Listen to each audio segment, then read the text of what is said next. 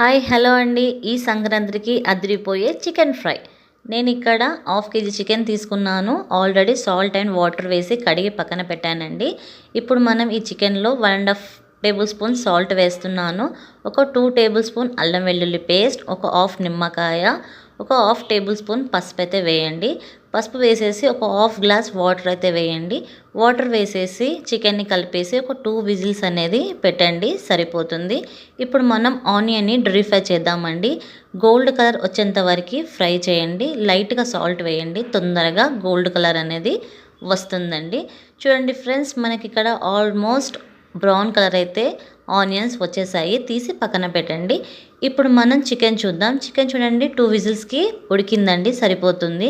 ఇప్పుడు అదే ఆయిల్లో చికెన్ వేసేసేయండి. వాటర్ ఉన్నాయి కదా, వాటర్తో సహా చికెన్ అయితే వేసేయండి. వేసేసి ఒక 1 టేబుల్ స్పూన్ అల్లం వెల్లుల్లి పేస్ట్ వేయండి. పేస్ట్ వేసి ఒకసారి కలిపేయండి.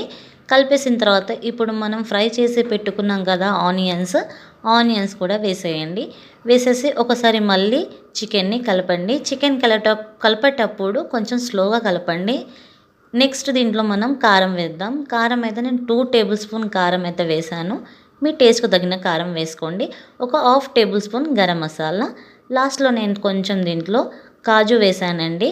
కాజు వేస్తే కొంచెం టేస్ట్ బాగుంటుంది. లాస్ట్లో కొంచెం కొత్తిమీర వేసుకోండి, సర్వ్ చేసుకోండి. అంతే, స్పెషల్ చికెన్ ఫ్రై రెడీ.